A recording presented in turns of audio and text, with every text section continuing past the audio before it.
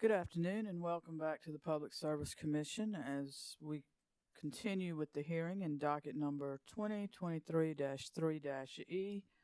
This is the docket concerning the annual review of base rates for fuel cost of Duke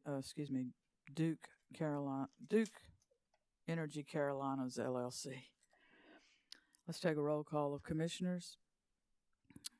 With us virtually, we have Commissioner Irvin, and present in the hearing room, we have Commissioner Justin Williams, Vice Chair Powers, Commissioner Thomas, Commissioner Carol Lee Williams, Commissioner Caston, and Chair Belser. We have a panel of ORS witnesses on the stand. Mr. Elliott, you concluded?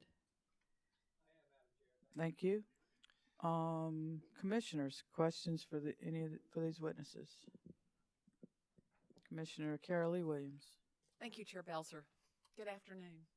How are y'all today? Good afternoon. Afternoon, doing fine. Good.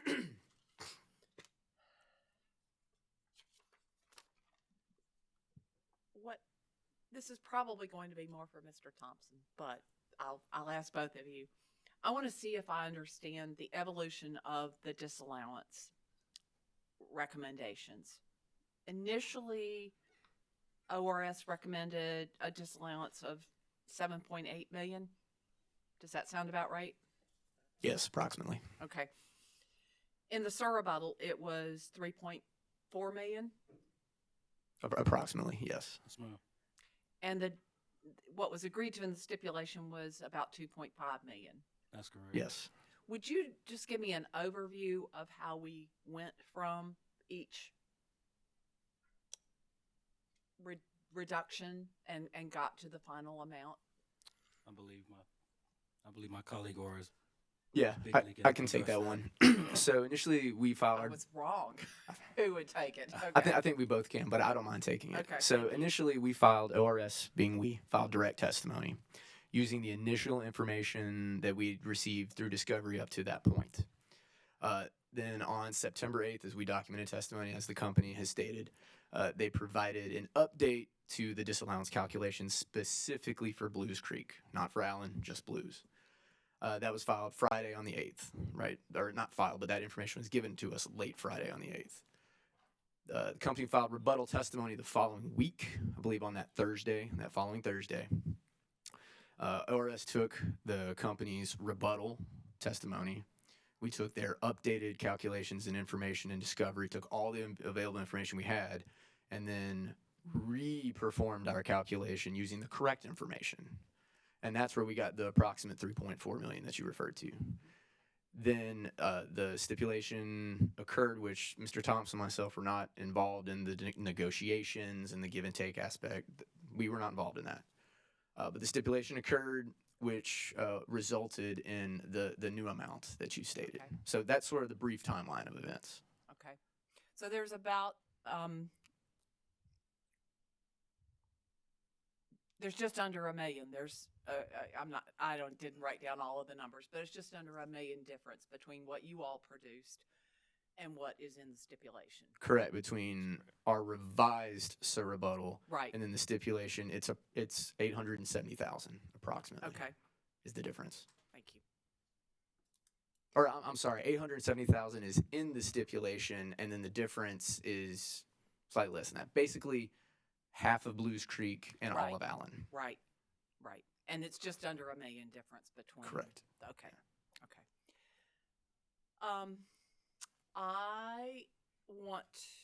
You may not be able to answer this based on what you just said, but B8, the stipulating parties agree that this concludes the review of the impact of Winter Storm Elliott on fuel and purchase power cost for Duke Energy Carolinas. Based on what that says, what does that mean to you all in terms of, because what I read is specifically related to fuel and purchase power cost. So what does B8 and the stipulation mean to you? So again, we weren't a part of the negotiations, but with the statement there that the end of the Winter Storm Elliott on fuel and purchase power cost for Duke Energy Carolinas LLC, that concludes the review. So our review in this fuel proceeding included the portion of time that included Winter Storm Elliott. To be clear, Mr. Thompson's recommendations and my own Winter Storm Elliott was not a determining factor in our recommendations. It just so happened that it fell into the scope of the time period. My understanding in that is that that, as it says, it concludes the review of Winter Storm Elliott, which, if memory serves, I don't remember the exact date, but the Winter Storm Elliott report has also concluded, and that has been produced as well. So, to my knowledge, that is the end of the review of Winter Storm Elliott. For DEC. Correct. This for does this not proceeding. apply to Duke Energy Progress. Is that Correct. based on your reading of the stipulation? Right. I'm not an attorney, but Right. this is a DEC proceeding. So, Did you work on the Duke Energy Progress fuel proceeding? Yes, ma'am. and I oversaw work, but I was not Okay. a witness. And was Winter Storm Elliott within that time frame? I do not recall. Yeah, neither do I. I apologize. I don't specifically Okay. recall. Okay. Well, I'm off track a bit. Why? But you can see why I ask it. Right.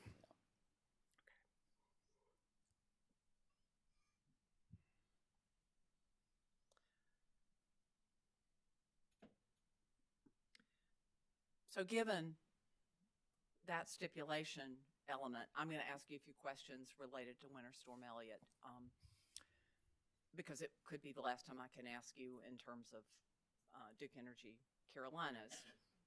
Did you all evaluate findings from adjacent utilities or commissions from other entities in thinking about best practices and what should be considered going forward as a result of kind of lessons learned from Winter Storm Elliott? I would say that wasn't a part of my review in this proceeding. Our review focused on a number of different things. We looked at past fuel cases. We looked at those values contained in my exhibit ORT-1, the NERC values, the most recent 5-year batch of NERC values. We looked at the company's AFCF and FOF, their outage factors. Mm-hmm. I believe the company had over 1,100 outages and 200 derates during the review period. We also looked at publications I noted in my direct testimony. We looked at, the outage reports, root causal analyses. We also spoke with the company about the outages that occurred during the review period, and any subsequent things that would affect, operations. But as far as talking to neighboring states, and what was the other part of your question? Whether there were any best practices, many, North Carolina was impacted by this. Were there best practices learned and I'm outside of the scope of this particular fuel proceeding, but thinking about Duke Energy Carolinas and the impact of Winter Storm Elliott? No, that wasn't a part of my review. We do talk to neighboring states as far as how they operate their plants. North Carolina specifically, but and lessons learned and moving forward, things of that sort with the company, but not as far as it regards to Winter Storm Elliott. I don't know if my colleague Oris Bickley has anything to add to that. Yeah, I would agree with Witness Thompson that we weren't involved in the Winter Storm Elliott report per se and the review that went on there, but I think it helps you to know that we do compare notes with the North Carolina staff. We do ask for discovery from the North Carolina staff as it relates to this fuel docket. So we'll ask, hey, what did they ask for and what did you provide to them? That's They being the company. Yeah, that's also public information, so you can look at their dockets as well. I mean, I'm not telling you to go do that, but it's public information. Okay. But that is an aspect of our review. And then we also, I think I'll just add, Mr. Thompson doesn't work in a bubble. I don't work in a bubble. We work collectively as a team. And we also use our shared experiences, whether it's engineering, operational, whatever the case may be. So we also factor that in when it comes to best practices. Mr. Thompson, as part of that answer, you referred to your ORT-1 exhibit. Yes. Maybe not specifically, but content-wise you did. Mm-hmm. I just want to understand a little better what that means. Okay. It's really clear to me when I look at the nuclear information and I see the NERC 5-year average, and I'm kind of talking just to give you some space while you find it. Okay. But the NERC, the nuclear information is really clear that, at least the way I read it, that there are no plants that exceed the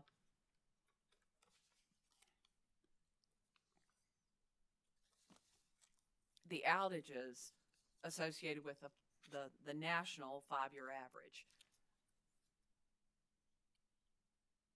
Is that a Right. correct summation? So what I'm trying to understand is kind of, I see the 5-year average for coal. I see the 5-year average for combined cycle from a NERC perspective. Mm. And then I see numbers that are pretty significantly different in that chart. Can you explain what what you see as it regards to coal and as it regards to combined cycle and the average forced outage? Well, I would say one thing is that the NERC average is a 5-year average, whereas these coal totals from the different plants and the combined cycle is a 1-year snapshot. So that in and of itself, it may be a reason to, be different. Also, deep. And that means with a 5-year average, you could potentially have greater swings and fluctuations, right. fluctuation. Okay. Absolutely. And you might not, but Sure. okay. Um, It's not apples to apples. It is not. Another thing to consider is diversity of fleet. The plants that make up the NERC 5-year average may not have as diverse a fleet as DEC here. So also DEC dispatches the most economical units available. The other units that make up the NERC average may not do that. So there are varying reasons why those numbers may not mirror each other. What does this chart tell you, if anything? I think it's a direct reflection of how the company operated its plants. It speaks directly to the outage data that we reviewed. The units that were out for significant portions of time for whatever reason, their factors are going to be affected. Whether it's higher or lower than the NERC average. So we try to get as much data as possible and review it, analyze it, and digest it, and make our determinations based on the entirety of our review. This exhibit is just one of the tools that we use as part of our review. It's not the entire review. This really is about me trying to understand this, so I don't have to ask about it another year. But in terms of, like, for example, Marshall 2 and Cliffside 5, if I'm reading this right, are the highest average forced outage percentages. Does that make sense given what happened this past year? Cliffside 5 is 34.48%, and Marshall 2 is 38.79%, where the NERC 5-year average is 5.6. That's right. There are some significant issues with both of those units. They're in outages, and it's a direct reflection of the data that we saw. Okay. So it makes sense.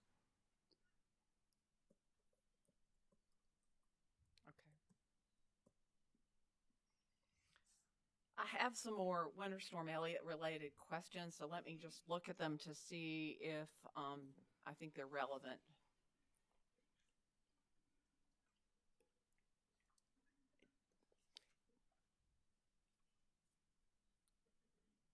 Do you know if the company has a plan that readily tests CTs for performance in auto? I can't readily say right now. I don't. I'd have to go back and review. I'm not sure. Does the test include switching fuels from natural gas to fuel oil? Which tests are you speaking to?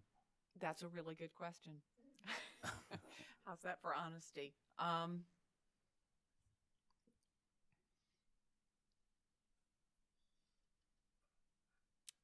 if road conditions are poor, does the company have ample fuel supply to handle extended storms?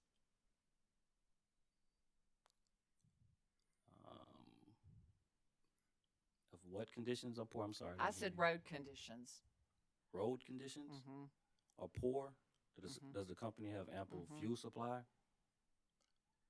Well, I think the company witnesses will probably be better I get it. able to address that. Right. And as part of Winter Storm Elliott, did you all look at battery storage as options to evaluate going forward? Kind of like what I said earlier, Commissioner. We Okay. weren't involved in the Winter Storm Elliott Got it. report, and that wasn't part of Okay. this review. Thank you very much. I appreciate your patience and Absolutely. your answers. Bye. Thank you. Thank you. Thank you. Gentlemen, I'm going to follow up with a Winter Storm Elliott question, but my question is, in the context of this fuel docket, did ORS have sufficient time and information to evaluate fuel purchases, whether coal, natural gas, or purchase power, whatever the fuel was? Did ORS have sufficient time to review all the fuel purchases related to Winter Storm Elliott? Yes, Commissioner, and that is something that year over year we look at, and that we also continue to look going forward as well. Well, and I'm just asking about because of the stipulation, the paragraph in the stipulation B8 that says that the stipulating parties agree this concludes the review of the impact of Winter Storm Elliott on fuel and purchase power costs for DEC. So this is only related, I'm only asking questions related to the fuel and purchase power cost. And so as far as ORS is concerned, you've completed your review on Winter Storm Elliott fuel and purchase power cost. That is correct. Okay. Thank you. Commissioners, questions? Commissioner Justin Williams? Thank you, Madam Chair. Good afternoon, gentlemen. Good afternoon. Good afternoon. I just want to acknowledge that you all are in a very difficult position. And so to the extent that makes you feel more comfortable, I want to offer that to you. Mr. Thompson, in your direct testimony, you made recommendations for disallowing certain costs. Is that correct? That's correct. Yes, sir. Could you remind me specifically what you recommended? Sure. Get my direct testimony.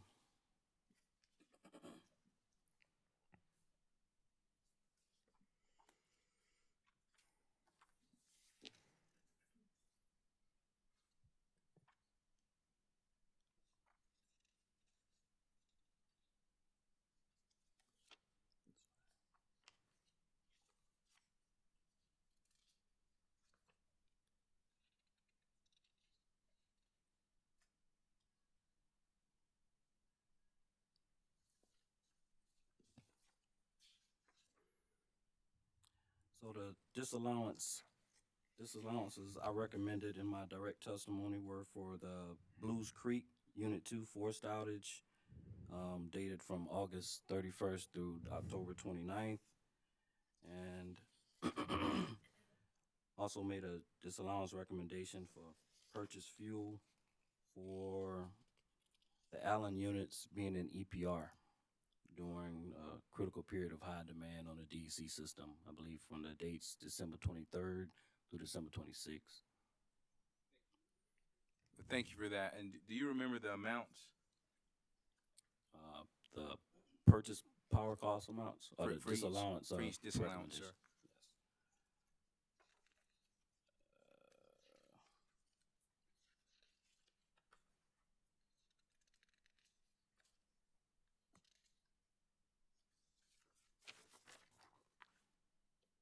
So my direct testimony, the original amounts were $6,121,567, and the disallowance I recommended for the Allen units was $1,696,491.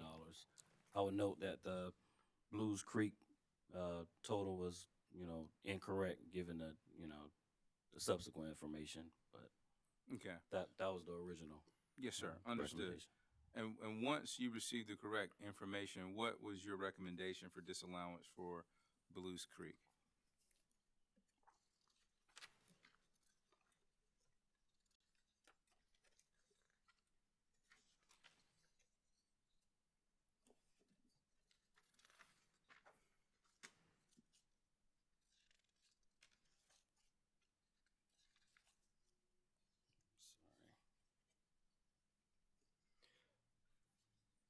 Commissioner, not to interrupt, but that's in my revised rebuttal testimony. Oh, I'm sorry. No, that's You're fine. welcome to help him out. Yeah, so my revised rebuttal testimony, page 4. If you look at line 7, ORS adjusts the recommendation to disallow the replacement power cost for Lewis Creek Unit 2 forced outage from the value that Mr. Thompson stated earlier to $1,736,989 at the South Carolina retail level. Okay. Thank you so much for that, sir. And so I understand you here, both of you all are here supporting the settlement. I understand that. I respect that. What I'm trying to understand and wrap my head around, based on those, what to me seem to be very objective recommendations, objective, concrete recommendations based on your findings. That's the way they appear to me. Do you believe that they were objective and concrete? Yes, sir. Yes, sir. Okay. What I'm trying to wrap my head around, understanding settlements in the civil sense and in a negotiated plea in the criminal sense, understanding that you don't know what a jury will do, understanding saving time, saving costs, judicial economy, if you will. I understand all that. I understand counsel's point about the Supreme Court and their position on encouraging settlements. I understand all of that. But what I don't understand is how do you justify going against or doing something opposite of something that's so concrete and so objective with those types of numbers? Like how do you reconcile that? Well, Commissioner, I think you have to look at the global impact of the stipulation and then the benefits that customers receive from that. So, for example, the bulk of our disallowance costs are in the stipulation, but then there are other recommendations that we had besides the disallowance costs. For example, Mr. Thompson has in his testimony, if say there's an outage that is not complete or there's an outage report that we just haven't gotten yet for whatever reason, we want to make sure we get those. So that was a recommendation we had that goes in the stipulation that helps us perform a good review and a better review, right? Let's just slow down a little bit. Sorry. You know way more about this than I do. And so I just want to slow down a little bit so I can understand a bit better. So you're saying that a recommendation is about outage reports and receiving that information, right? Right. Okay. Should you not receive that information in the normal course? So I'm not an attorney, but I don't know how that would work, say, if the company disagreed and then there was some disagreement about that. I don't know if I'm guaranteed to get the information if the period has passed. Understood. And quite frankly, I want to make another acknowledgement. What I'm getting at may be above you all's thought process or decision-making authority. I acknowledge that. It may not be. So to the extent that it's not, I want you to answer. I think what, at least in my experience, what I find different about proceedings in this venue versus others is that we're a vertically integrated state with a vertically integrated utility. This is a oversimplification, gross oversimplification, but there's a thought that money is almost guaranteed to be returned, almost spending someone else's money, considering the captive audience and the captive customer and the ability to earn that return.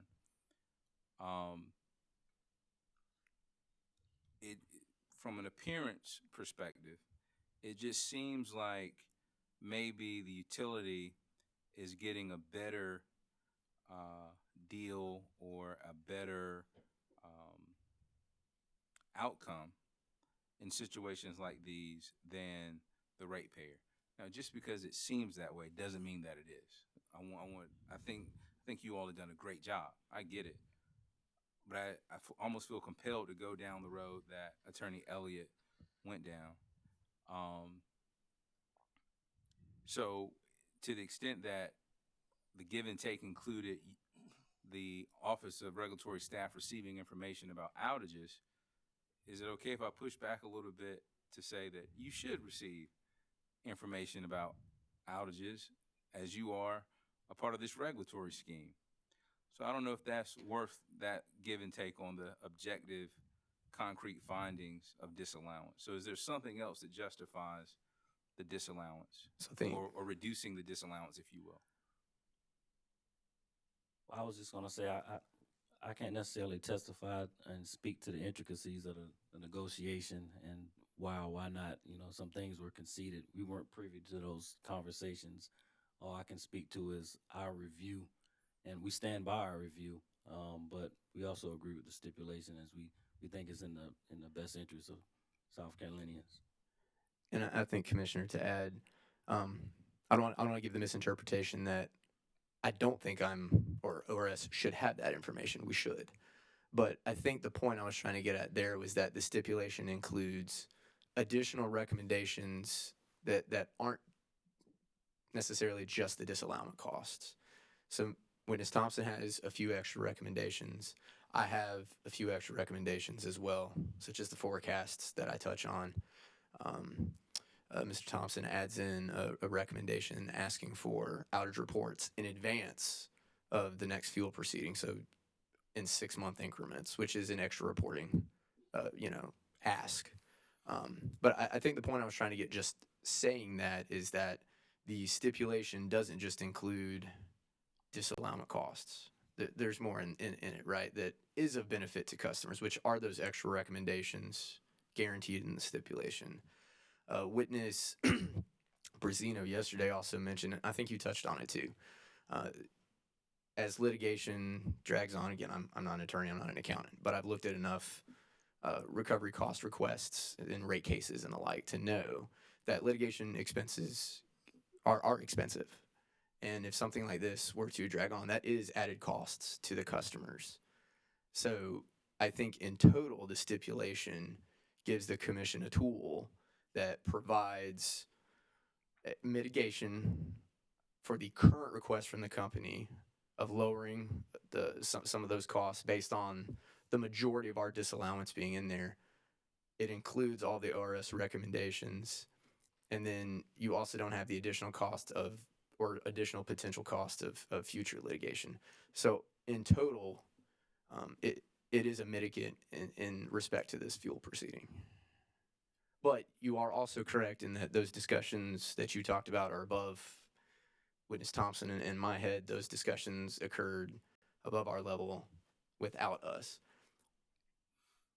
Understood, and I want to be very clear about something.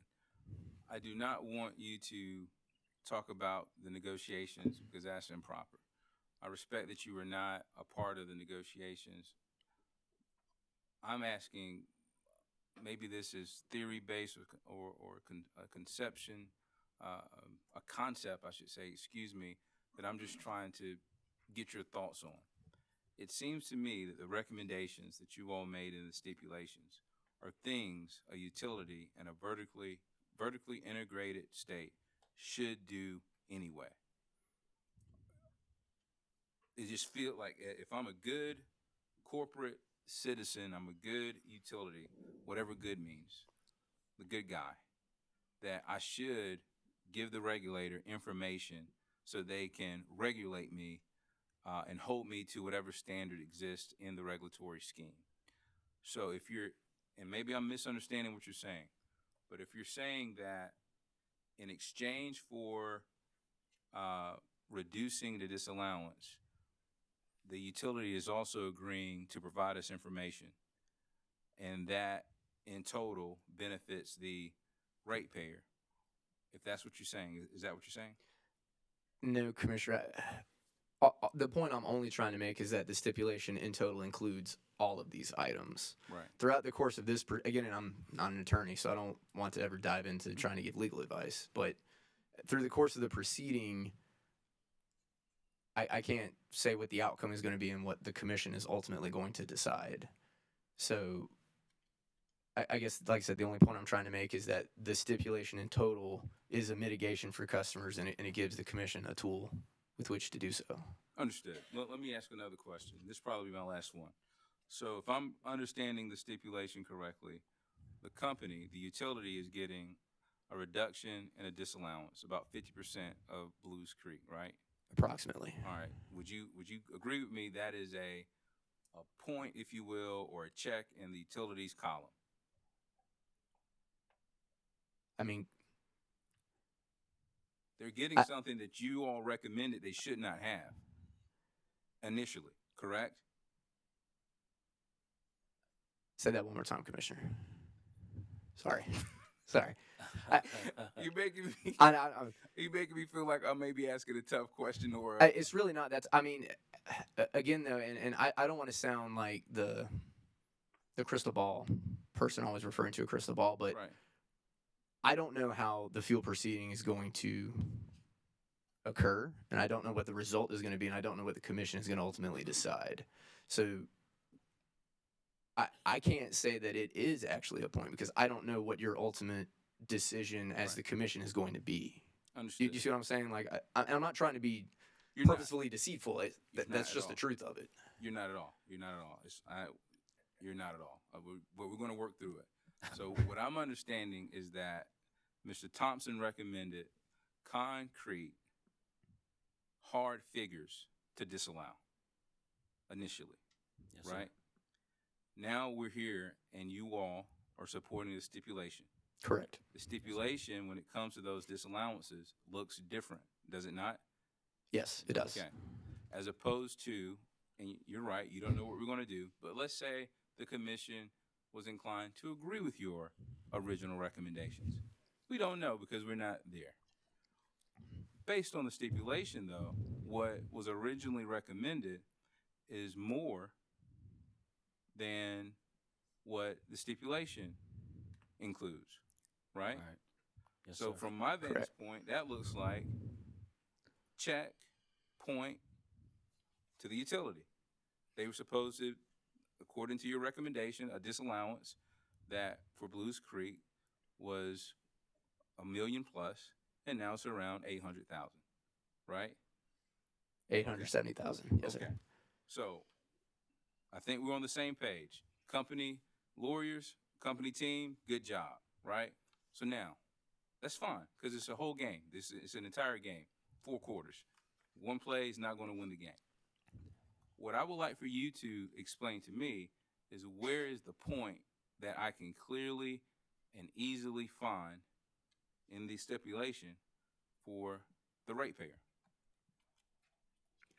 Commissioner, I go back to what I said earlier. I think the stipulation in and of itself is a point because it includes the disallowances. For the most part, the majority of the disallowances, it includes all of ORS's recommendations. And then you have the added addition, the additional point of no further litigation costs to customers. Understood. Now, I respect your answer, and I appreciate you sharing it with me. I'm going to ask you, though, do you see that there could be potentially a difference in your answer perceptually in terms of the concrete, quantifiable, tangible benefit to ratepayers? I think you said the additional recommendations you all made, the savings in litigation costs.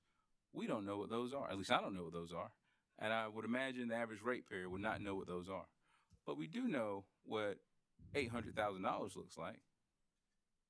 Do you see how that may have it? It may not pass the look test a little, just a little bit. Not saying it's No, so I do see your point. Yes, sir. Okay. Is there anything you can do to help me reconcile that and just understand that a little bit better? I mean, Commissioner, honestly, not what I've already said is Okay. that there are added bonuses into this stipulation that are a mitigant, Okay. like I've stated previously. Thank you, gentlemen. You're welcome. Mr. Thompson, was there something else you'd like to add? Well, I was just gonna say the commission could have disagreed with the ORS's recommendation, in total, and you could view that as a win for the ratepayer, in regards to the the negotiation. So you could look at it both ways. Excuse me, I understand. Thank you, gentlemen. You're welcome. Commissioner Caston? Thank you, Madam Chair. Sounds like we're talking about Las Vegas. hedging our bets or split your bet in 2-1. But,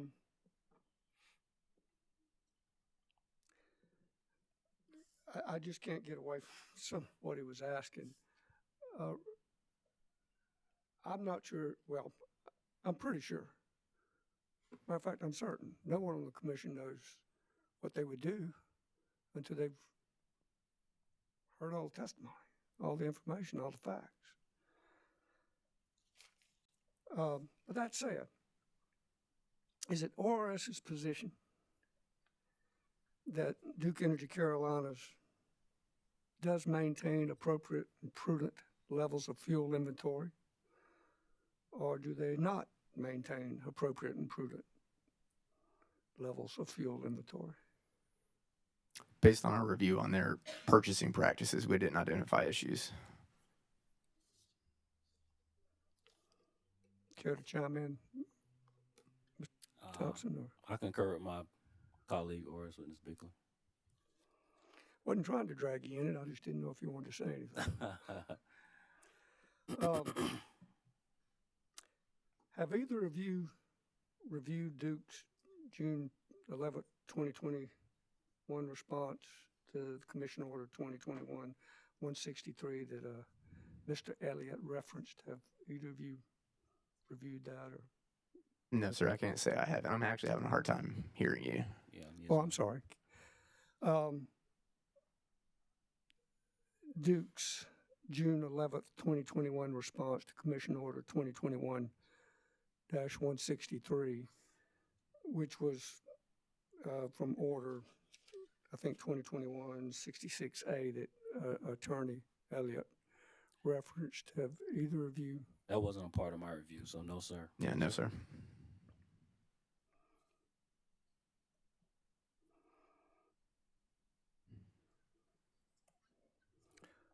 Well, would you agree with the statement that the companies understand their accountability to serve customers in all conditions in the Carolinas, and the integrity of integrated operations for ensuring a sufficient and diverse mix of generation source and secure and dependable fuel supply, weatherizing generating plant facilities, and making the grid more resilient? Would you agree with that statement? I'm sorry. I'm at the risk of asking you to repeat that. I couldn't really hear. You could not hear? I couldn't. Sorry. Actually, I couldn't either. I bumped mine up a notch. I will speak more into it. Relative to the companies understand their accountability to serve customers in all conditions in the Carolinas and the integrity of integrated operations for ensuring a sufficient and diverse mix of generation source, a secure and dependable fuel supply, weatherizing generating plant facilities, and making the grid more resilient. Do you agree with that statement? If asked directly, yes, sir, which I am. So, yes, sir.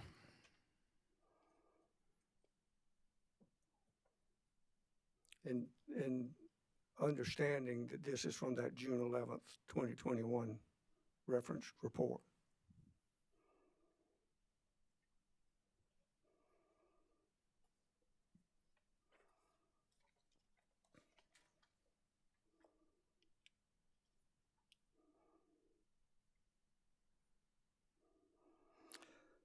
The companies plan for adequate resources through the IRP process to make sure the system has enough supply to sustain customer demand when it is needed the most, particularly during winter peak cold periods when some system resources may be constrained. Do you agree with that statement? It seems reasonable. Yes, sir. And previous sentence to that, actually 2 sentences before, says over the past decade, companies have worked to retire coal units, incorporate more renewables and flexible gas resources onto the system, reduce emissions, and provide customers with cleaner energy. Do you agree with that statement? I'll be honest, Commissioner, I'm not sure how to answer that one because some of this is diving a little out, in ensuring some kind of resource mix and that sort of thing. While we review resource mix as part of this proceeding, that seems to belong more in an IRP. And again, our review here was for fuel costs during the review period. I understand. So If I'm a your little answer is confused. no, or I don't know, or Correct. that's good. I'm not sure.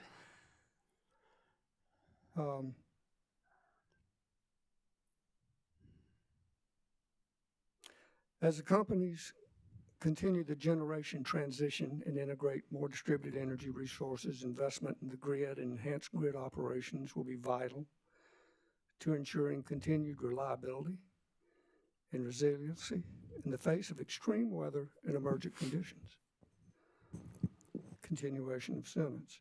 A regulatory model that inherently requires accountability from electric providers, appropriate planning and coordination on restoration, and continued risk assessment and integration of lessons learned from events throughout the country and sustainable mechanisms to address the costs arising from these activities.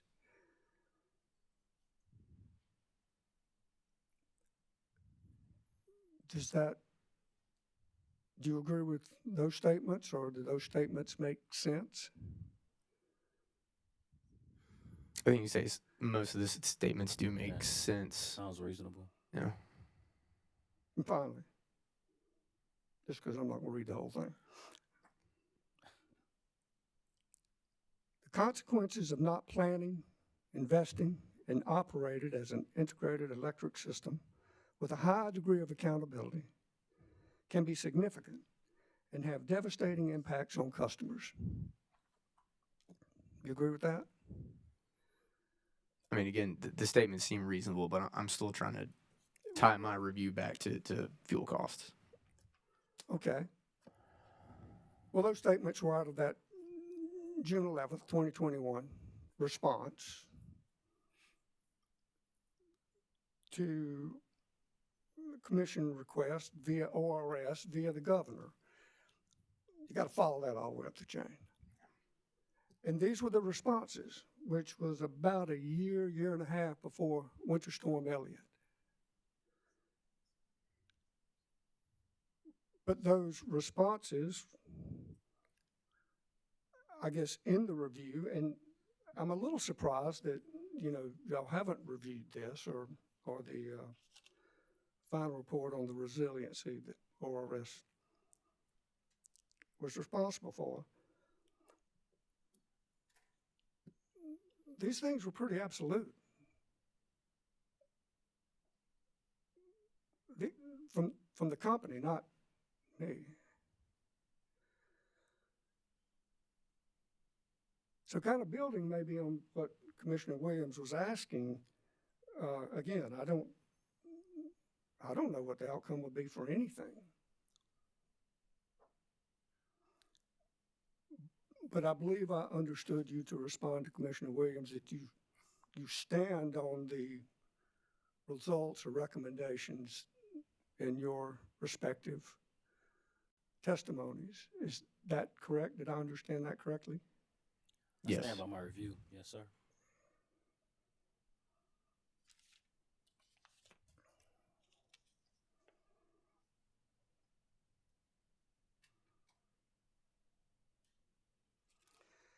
And let me ask this, and maybe you will know, and that item B10,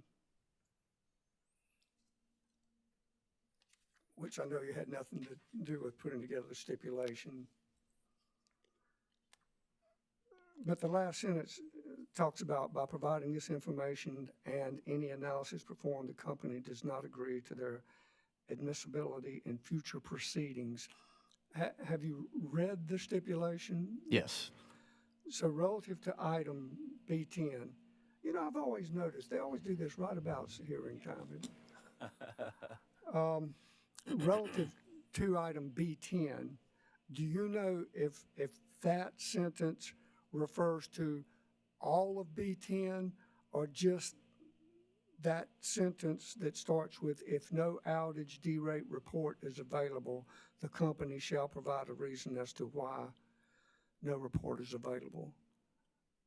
I'm not quite sure. I would have to refer to our legal counsel as to what specifically a statement like that would mean.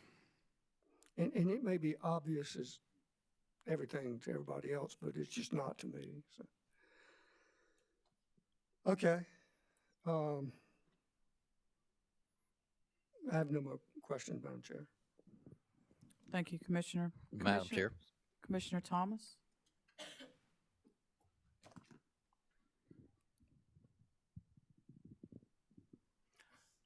Thank you and good afternoon. Good Good afternoon. afternoon. Nice to not have that lawnmower going right now.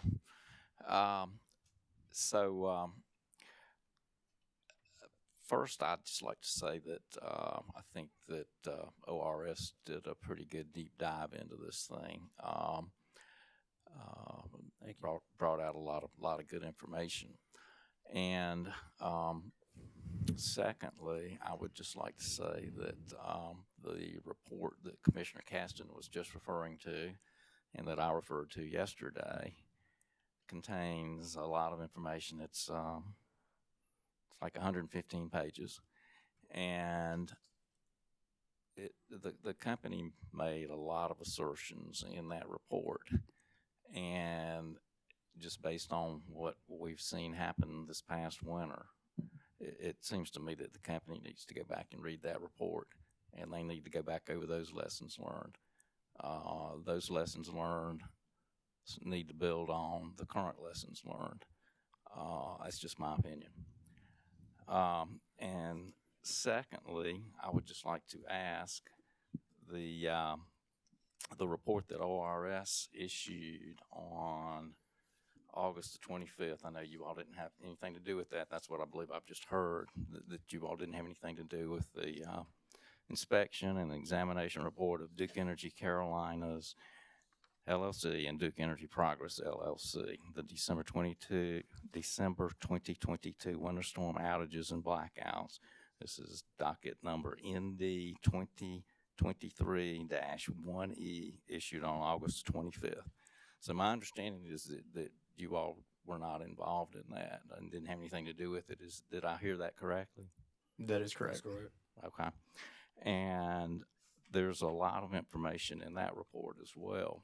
And I'm just wondering, and I know that came out late in the process of the ORS review.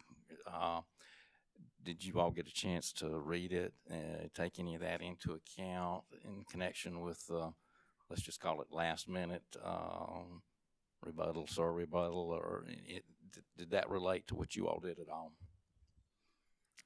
Yes, sir, it did. And if you'll look in our testimony, we do actually, I don't want to say mimic, but some of the outages covered in Mr. Thompson's testimony do cover many of the items that are identified in Winter Storm Elliott, and we did have a chance to review that. Okay. Yeah, I thought that, a lot of that did look, like a lot of overlap. And anyway, I think it's a good report and glad that you at least got to take that into account. So in connection with basically all the questions that have been asked thus far, is there anything else that you two would like to say that perhaps you haven't gotten to say at this point?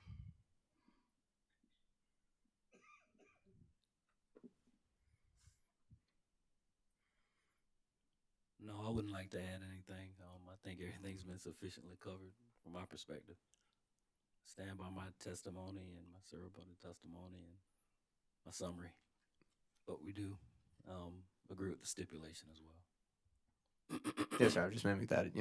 ORS stands by its review, but we also support the stipulation as it is written. All right. Thank you. I appreciate it. That's all I have. Commissioners, anything further of these witnesses? Hearing none, Mr. Torrey? Madam Chair, I just wanted to, I don't think this rises to the level of needing redirect, but I did want to correct one issue if I could. Earlier, Mr. Elliott asked if ORS had been given any warranty information related to Blues Creek. That was actually provided in the last batch of discovery responses. I just wanted to clear the record on that. Thanks. Thank you, Mr. Torrey. But no redirect? No redirect. Thank you. Gentlemen, thank you for your testimony today. Appreciate your being here and testifying and giving us your findings. You may stand down. Thank you. Thank you, Chair Belson. Mr. Torrey or Mr. Austin, anything further? Nothing further, Madam Chair. That's the conclusion of the ORS case. Thank you.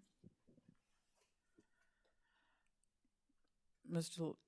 Trawick, you look like you want to say something. And your Madam Chair. microphone's on. Madam Chair, the company would like to recall Jeff Flanagan and John Verderami at this time. Solely in response to new issues that arose from Commissioner questioning and Mr. Elliott's questioning of ORS witnesses, to which we've not had an opportunity to respond. And I'd cite the utility services case as providing support. And then also in general Rule 614 of the South Carolina Rules of Evidence that typically governs when judges ask questions. And so that is sort of an analogous situation here to the commission asking questions, since y'all are subject to the judicial canons. Gentlemen, y'all please come forward. You said Mr. Flanagan and Mr. Verderami?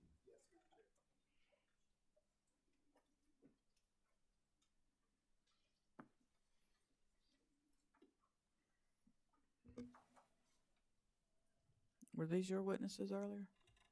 They were not, but since it's a different case. Gentlemen, I remind you, you're still under oath.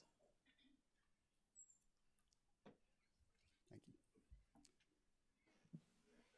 Mr. Flanagan, I'm going to start with you. Were you here earlier when Mr. Elliott asked ORS witness Thompson about the timeline for discovery of the loosened fastener in September of 2019? Yes, I was. Okay. And was that about 11 months after the crossover work was completed? That's correct. Okay. Madam Chair, I would object. Mr. Elliott? This line of questioning is covered in the rebuttal testimony of this witness. I mean, Are we just laying a groundwork I'm laying here? the groundwork, right? So I I mean- just go in and ask leading questions. Well, you Well, don't get to ask leading I'll object to questions. those. Oh, right. Oh, okay. So that's why I'm trying to lay the groundwork to get to my question. Can we Would ask for a little allow bit. for a little bit of, Yes, ma'am. set the Yes, stage? ma'am. I just didn't want. We're not going to facts. rehash Yes. everything from the rebuttal. I thought he was just laying some groundwork to set Very the fine. point that he's getting to. Excellent. Thank you. But if he goes over, stand up. Yes, ma'am. Appreciate the leeway. That's all I was trying to do. Can you re-ask the same question so I can remember what you asked? Sure. And was that about 11 months after the crossover work was completed? Yes, that's correct. If I recall, did you testify that the company contacted the vendor at the time for guidance? Yes, we did. Okay. Would the company have pursued a warranty claim for the loosened fastener discovered in 2019? No, and the warranty documentation that was just mentioned that had been provided during the last data request covers material defects and as well as the workmanship that they could have come and repaired, but they gave us guidance on literally reconnecting the fastener and putting Loctite on it. So us reaching out to them, to me, is part of that. And earlier you mentioned in response to commissioner questions, I believe the term was super critical. Can you explain what that means and really explain the commission the size of the Blues Creek units? Yeah, so supercritical refers to the pressure and temperature at which the units run. So coal units, large fossil, without getting overly technical, run above the supercritical saturation point of steam. So, Blues Creek, they're some of the largest coal units really in the world, 1,100 megawatt units. there aren't many in the United States that are larger, as opposed to, we talk about the Allen units. Allen 1's 167 megawatts, so for all intents, 8 times larger than like an Allen 1. Okay. So how big are they relative to other plants? So Blues is fairly large. I mean, 2,200 megawatts for 2 units. I know I talk with my hands a lot, and was asked by Chair Belzer earlier about referring to a pump. A couple 100 feet tall, 80 feet boiler width is fairly large, and even just looking at the size of the crossover in the photo, that's 20 feet long, 5 foot diameter steam piping, with the tie rod's 20 feet. It's 3 or 4 inches thick, with a nut on it that's about 5 inches in diameter. So just it's very large equipment that we're speaking about. Okay. And earlier, in response to questions from Commissioner Irvin with regard to spare parts, do you recall that testimony as it relates to Marshall? Yes, about the boiler circuit pump. Yes. Can you discuss why those are difficult to find? Yeah, I mean, so part of, if you go back to Marshall mid-1960s design, for one, it's been a long time since that engineers, a lot has changed since then. So nobody's manufacturing new parts for 1960 vintage equipment. And there is, and one of the questions was related to, if you reach out to other companies, a lot of the coal units across the country have been retired, so that equipment's no longer available. So finding specialty vendors that can work on some of those items is hard to do sometimes. Usually some of the technology is owned by, like the boiler circ pump, that technology to repair that is owned by one company that was bought from the OEM. Thank you.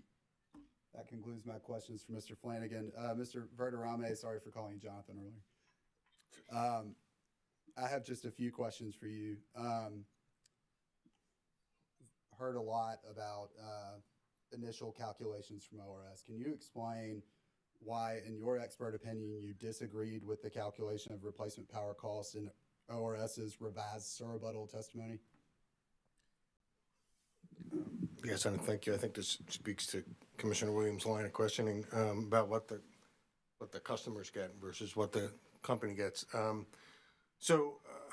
My issue with the surrebuttal calculation is that it's inclusive of the entirety of the dispatch run, and it excludes all the periods during that run where the unit operates at a level that is not economic. In other words, there are other units in the system that would be serving load. And so that 2.5, and this is specifically around the Blues outage. So that 2.5 or so $million number, if I look at the way the system would operate in a reasonable way, in the reality of how we commit and dispatch the unit, I believe of the hours identified in the rebuttal testimony, from anywhere starting in August 31st through probably October, I believe 22nd or September 22nd, the unit would run during that entire period. And so you have to include all the economic and uneconomic periods, right? So replacement power would be the economic. The uneconomic periods needs to net against those hours because those are the real costs that would flow through fuel. Now, we would decommit the unit for the last little bit of September, as well as there are 3 other days that I believe we would have run the unit in October. And so taking that subset of when the unit would actually be run, when it was economic, I believe the purchase power costs, replacement power costs would be something in the range of about $200,000 or so less than the ORS's proposed number. Okay. To your knowledge, can you turn Blues Creek Unit 2 on and off with the flip of a switch? No, and I apologize if I didn't do a good job of describing this earlier. And we talked pretty much at length around the parameters of how often we can turn a unit like Blue's on and off. And that was part of the analysis that I did when I looked at the hours, was that there were no periods in that August 31 to September 22nd period where we would realistically have turned off the unit. So if, for example, there were a methodology that used that assumption that you could just turn it on and off in various hours throughout the day, would that be a reliable methodology in your expert opinion? I'm sorry, I lost the question again. So if, for example, there were a methodology that relied on the assumption that you could just flip it on and off throughout the day, would that be reliable in your expert opinion? Yeah, no, that would not be a reliable way to run the unit, to operate the unit. Thank you, Mr. Or cost effective either to customers. Okay. Thank you, Mr. Verderami. Madam Chair, make this witness panel available to Mr. Elliott to the extent he has questions. I know you mentioned Mr. Flanagan earlier, so he's available for him and also the commission if you have any follow-up questions. Thank you. Thank you. Mr. Elliott? Madam Chair, I think everybody at this point understands the facts. I have no questions. Thank you, Mr. Elliott. Commissioners? Madam Chair, Commissioner Thomas? thank you. I just have, I think, one follow-up question for each of you. Mr. Verderami, so you've been talking about the methods used to calculate the fuel cost and the numbers that were passed on to ORS and you know, eventually getting what you believe are the correct numbers to them. So my question would be, do you happen to know what method is used in the audited financial statements of the company for the fuel costs that were addressed in this proceeding? You know, I'm sorry, Commissioner, I can't speak to that particular, you know, accounting methodology, but I think to the extent there was an under recovery, right, of fuel, that probably is considered in the financial statements, subject to review and approval by the various commissions. Well, I was just asking because there are a lot of different ways to calculate a lot of different things, and I mean, I'm familiar with inventory calculations, last in, first out, the first in, first out, and all that kind of stuff, and it just made me think about, so does whatever goes on in this fuel proceeding in terms of the detail of that calculation, is that consistent with what ends up going in the financials? And I figured that'd probably be outside your realm, but a little bit out of my lane, yes, but just on the recovery portion, there's always been a disconnect a little bit between what's in rates and what gets recovered through fuel. You know, we particularly with coal. I think gas is a little bit straightforward because there's no inventory involved, so we pay for it, and it flows through fuel in the following proceeding, any under recovery or over recovery. But with coal, the coal inventory costs are passed through to customers as the coal is burned, as opposed to it's on the financial statement. We pay for it when we buy it.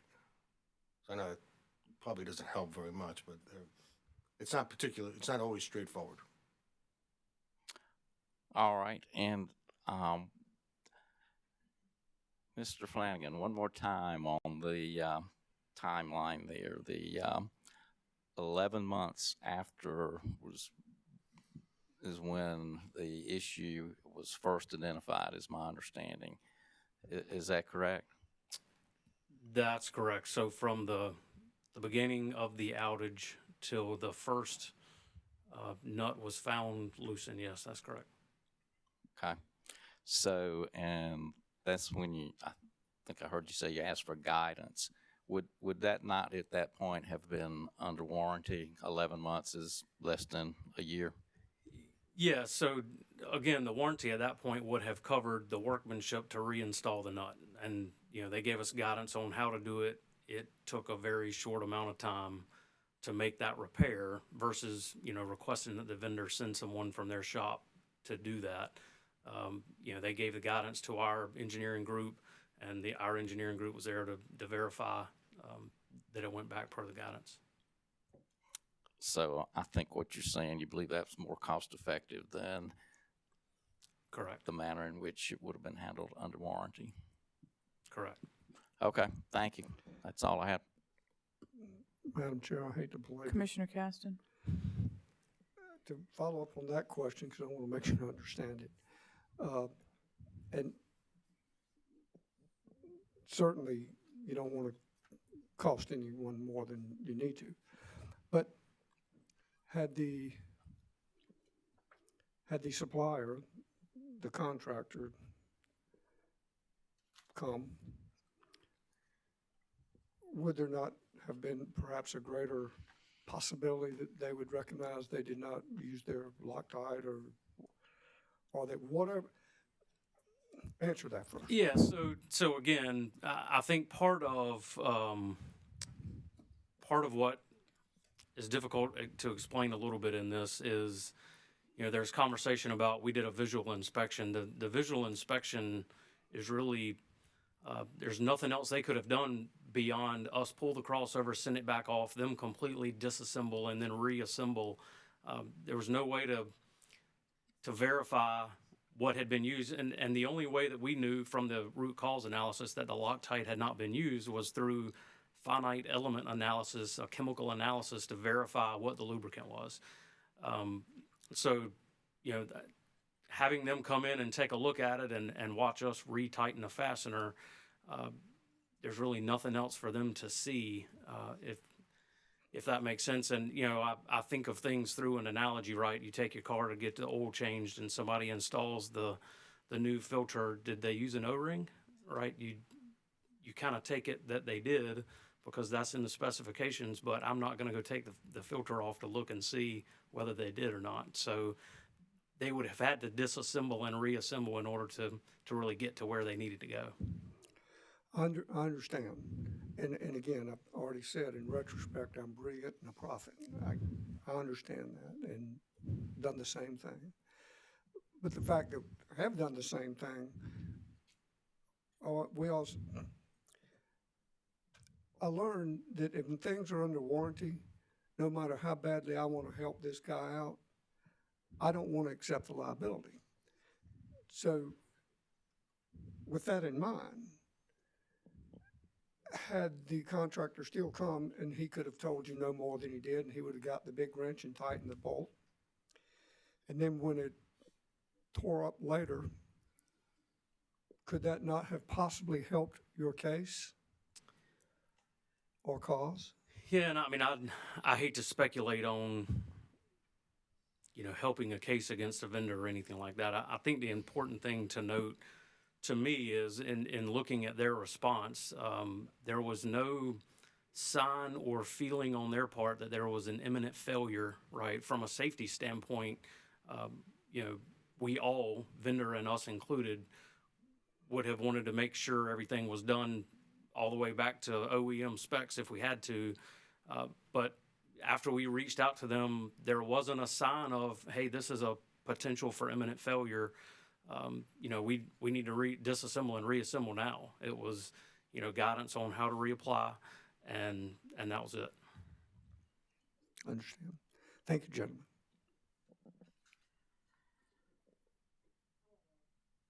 I don't want to belabor this either, but I want to make sure that I'm understanding. And Mr. Verderami, I want to talk about the disallowance with regard to Blues Creek. I thought I had it, but let me just make sure. The ORS recommendation was to deny or pull out all replacement power cost. That what's the amount? $736 million.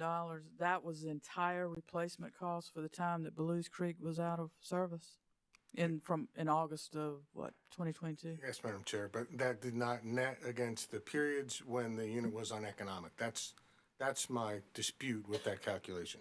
Okay. And you just estimated that No, was... I just don't have the number with me. But what the point I was trying to make was, You don't have it with you on the stand, or you don't have it here in Columbia?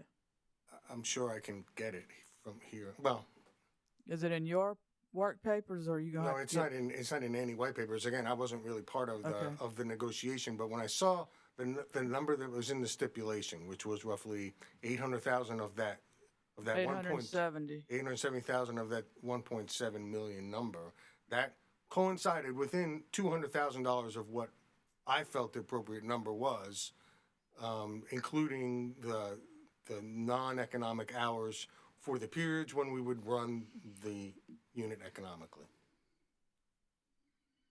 So that's I think kind that's what I'm having trouble understanding. Well, I apologize for No, that. no, it's not you. It's me, and I just want to understand the argument. I'm not saying I'm going to agree with it. I just want to understand it. So I understand disallowing the replacement cost, but is there not a net? Maybe I'm saying the same thing.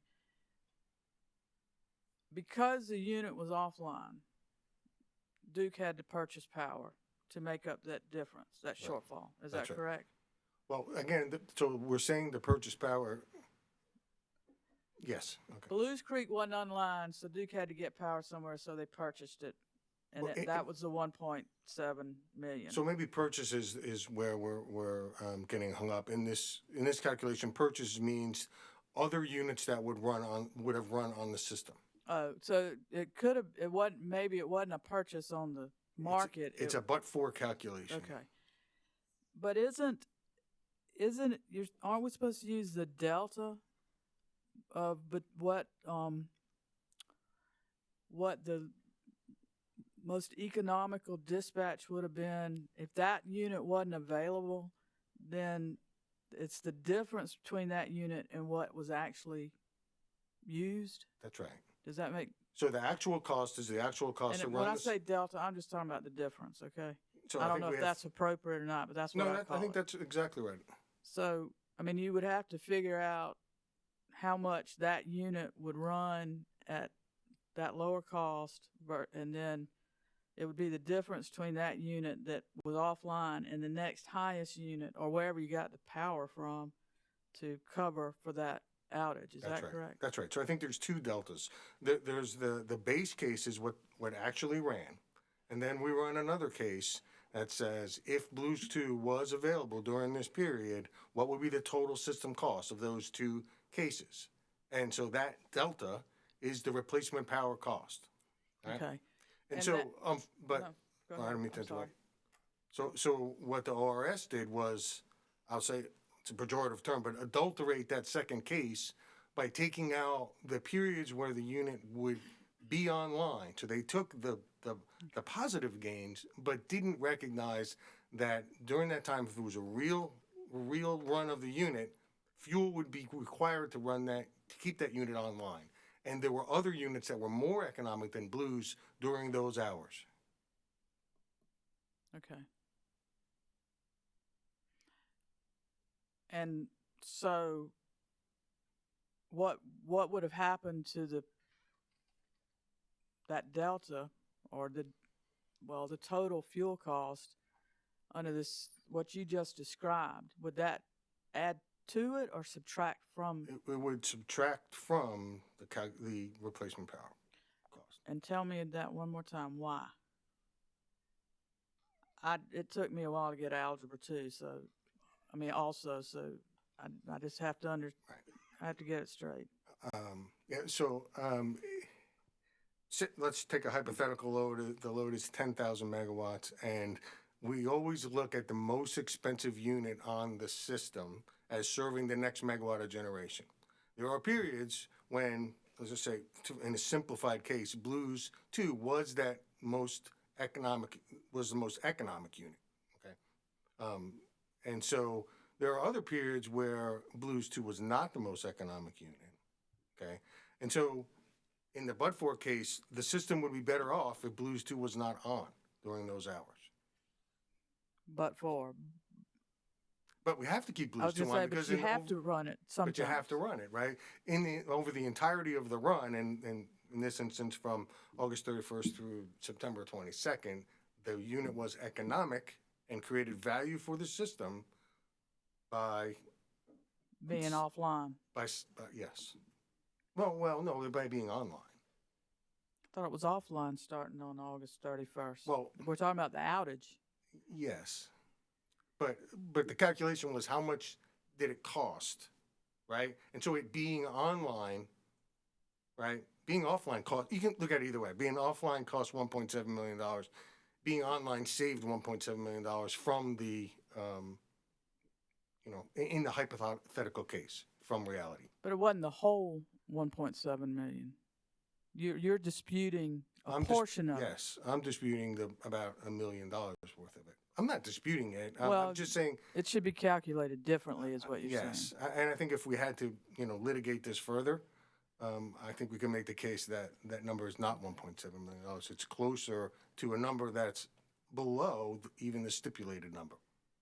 Well, we may have to discuss this in a future proceeding a little bit more, but I probably know just enough to be dangerous at the moment, so I'm going to leave it at that. But thank you. Appreciate the explanation. Commissioner Madam Chair, Caston? can I dig just a tad deeper? Because Yes, sir.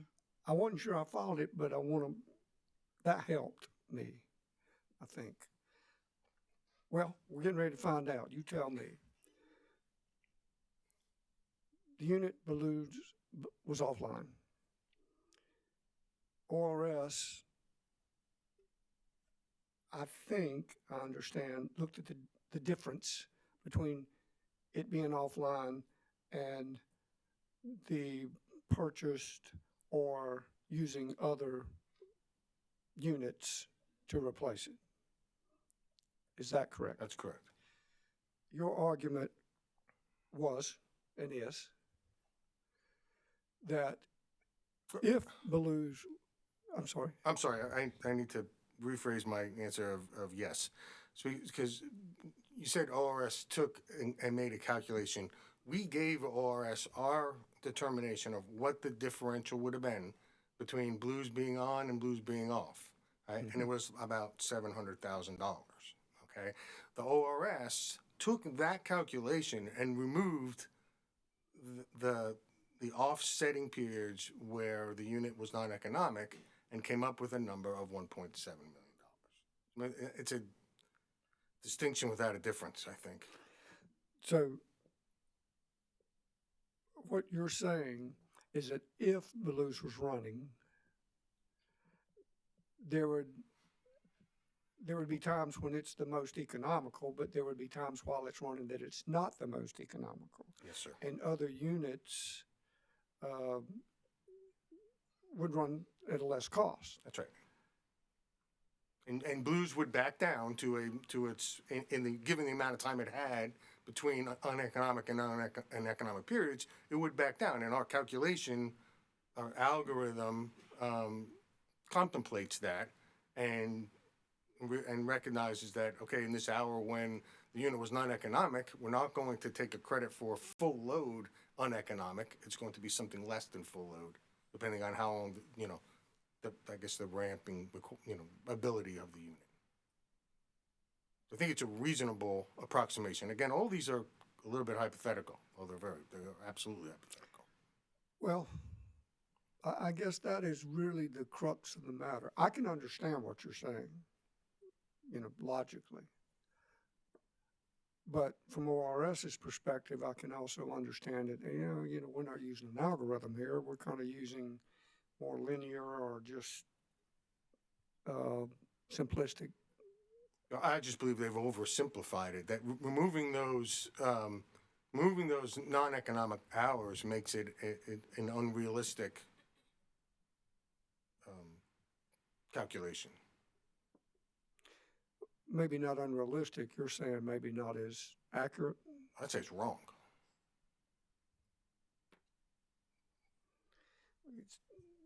It's a metaphor for my life. I mean, I like to simplify things and let everybody complicate it for me, and maybe you've done that. Again, thank you. Think I'll follow it, and I'll see if ORS can maybe help me a little more. But thank you very much. Can I just one more thing, and I just don't. I don't mean to say that I don't support the agreement, right, or it's a stipulation. I believe it is fair, and balances the need to argue further about what's economic and what's not economic. And I wasn't part of that negotiation, but I support it, and I believe it's fair on balance. That there are disallowances. I think we can argue about that too, but again, I wouldn't presuppose what the ultimate decision of the commission is on that. But we are somewhat presupposing that the commission would agree that their disallowances are appropriate. Well, from the company's perspective, I understand that, and that's your role to argue the company's perspective. I have no more questions. Thank you, Madam Chair. Thank you, Commissioner. Commissioners, anything further? Mr. Trawick. Nothing further. Thank you for the indulgence. Thank you, gentlemen. You may stand down. Anything further from any party? I need for y'all to speak with Mr. Stark about proposed orders, please. If y'all will get with him following the hearing and come up with dates, we'd appreciate it. Be glad to, Madam Chair. Can we offer a brief closing? Yes, sir. You waive opening, or you want to open? Do you waive opening your closing, or you want to? You want to go first, or you want to go last? I'll go first. I didn't see anyone else jumping up. Yes, sir.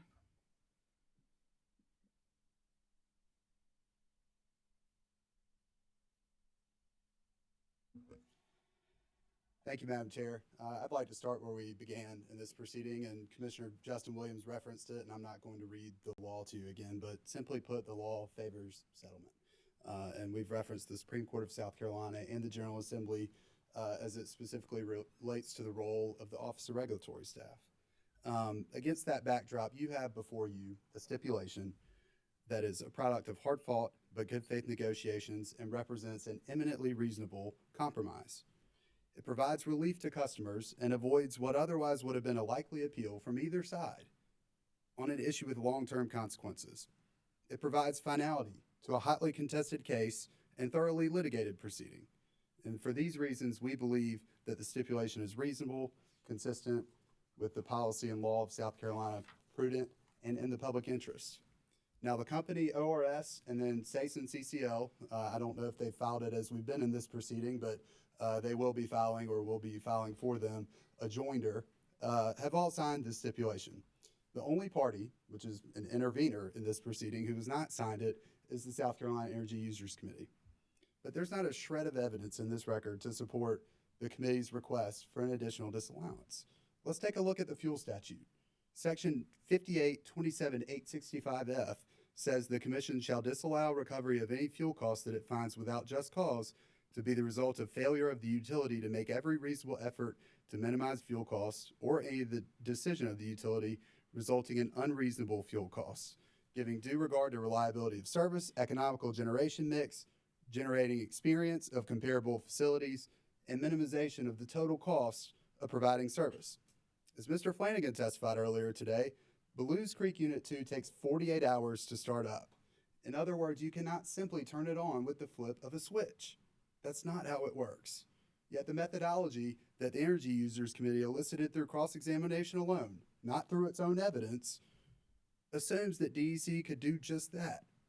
As Mr. Verderame just testified, that methodology is fatally flawed. To illustrate the point, the methodology they endorse penalizes the company for not firing up Belews Creek Unit 2, even if it was only economic to run the unit for 1 hour that day, and it was uneconomic to use the unit for the remaining 23 hours. With respect, that defies the law. It is not supported by reliable testimony from an expert, and DEC would have incurred unreasonable costs adopting such an approach which would run afoul of the fuel statute. So penalizing the company for not having a unit in operation when it would have been uneconomic to do so is anathema to the General Assembly's instruction to minimize the total cost of providing service in the fuel statute.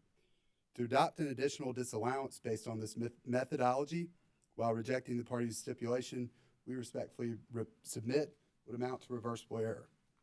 Further, it is interesting that the Energy Users Committee is the one trying to sort of blow up the settlement here and whittle away at DEC's under recovery. After all, the under recovery was higher this year, in large part due to the deferral that the Energy Users Committee demanded in last year's fuel proceeding. The company in good faith settled with the Energy Users Committee, and the Commission approved that stipulation. Yet now, the Energy Users Committee is complaining about the result of its own actions. As the lone holdout on stipulation, it's important to take a step back for a second and think about the status of it in this proceeding. The Energy Users Committee has not served discovery, has not put up a single witness of its own, or introduced any evidence other than a report of which the Commission took judicial notice. Although it was granted intervention, the committee has made no determination regarding its standing.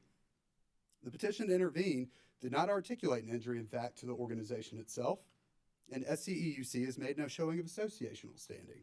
It only argues harm in the abstract to its members. It fails to identify a single member who is a customer of the company that may be harmed by a rate increase as required by law. For that reason, the Energy Users Committee has failed to establish standing. Granting a petition to intervene, of course, is not tantamount to making a finding of standing. Even if it was, the Commission made only a preliminary determination based on a pleading to grant intervention. Each party still bears the burden throughout every stage of the case to demonstrate it has standing. And of course, jurisdiction may be raised at any time. Because all our other parties have signed the stipulation, the one holdout must have standing to attack the stipulation and to pursue different relief from this Commission. Now that the evidence is closed, however, the Energy Users Committee did not shoulder that burden. To grant a disallowance based solely on a record developed by a party without standing, again, would amount to reversible error. And more fundamentally, allowing a party to set up litigation in this manner by not presenting its own witnesses and just using ORS to attack a stipulation would not set a good precedent from this Commission, and it would disincentivize parties from ever settling in the future. In closing, this was a hotly contested case, and again, as we mentioned, it was thoroughly litigated, and it presented risks to all parties. If the Commission rejects the stipulation, that's only going to open Pandora's box and reinsert all of these issues back into the case. Respectfully, that's not in the best interest of the company's ratepayers or the parties. Stated differently, it's not in the public interest. Adopting the stipulation, on the other hand, would provide relief to ratepayers now, and in this case with finality. That is the more reasonable and prudent approach, and we respectfully submit that the Commission should follow it. Again, the company appreciates the parties working hard to achieve this resolution and this reasonable compromise. And as always, we appreciate the Commission's time and attention, its careful attention to these very important issues for South Carolina. Based on the law and the evidence, we respectfully request that the Commission adopt the stipulation in full in recognition of that compromise and not to apply the improper legal standard under the law. Human error alone does not equate to a disallowance. There has to be unreasonable decision-making on the part of the utility, and with respect, there's no evidence in this record to suggest that that occurred. All we have is information elicited on cross-examination that tries to use the benefit of hindsight, not just in a post hoc examination, but based on information not available or reasonably available to the company at the time to demand perfection. With respect, that's not the standard set forth in the law or as recognized by the Supreme Court of South Carolina.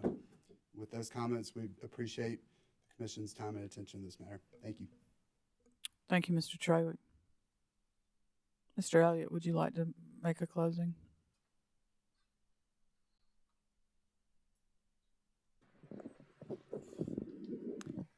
Madam Chair, I don't really fully understand